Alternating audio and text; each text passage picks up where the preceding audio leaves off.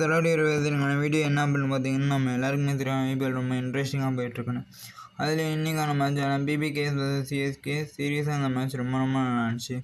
அதில் எந்த வித டவுட்டுமே இல்லை. பிகாஸ் இந்த மேட்ச்சில் சிஎஸ்கே ஃபர்ஸ்ட் பேட்டிங் பண்ணாங்க. அப்போ ருத்ராஜ் கிரேக்கோட அஜின்கே ரஹானே ஓப்பனிங் வந்தாங்க. அன்ஃபார்ச்சுனேட்லி அஜின்கே ரஹானேவோட விக்கெட் ரொம்ப ஏர்லியாக விழுந்துச்சு. அதுக்கப்புறம் சிஎஸ்கேவோட மிடில் ஆர்டரில் ஒரு கொலாப்ஸ் நடந்துச்சு. டேரல் மிச்சல் மட்டும் ஒரு 30 ரன் அடித்தார். அது இந்த மேட்சோட பாயிண்ட் ஆஃப் வியூவில் ரொம்ப இம்பார்ட்டன்ட்னு சொல்லலாம்.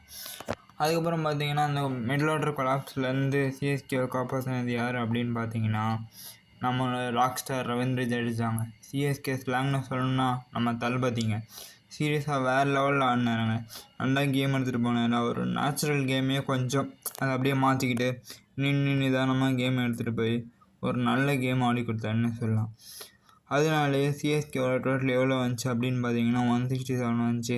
எப்படியும் பஞ்சாப் கிங்ஸ் இதை ஈஸியாக சேஸ் பண்ணிவிடுவாங்க அப்படின்னு யோசிக்கிற டைமில் சீரியஸாக இன்றைக்கி சிஎஸ்கே ஒரு பயங்கரமான மூவ் ஒன்று பண்ணாங்க. என்ன அப்படின்னு பார்த்தீங்கன்னா, இந்த மேட்ச்சில் ஒரு மிச்சல் சாண்ட்னர் ஆட வச்சாங்க.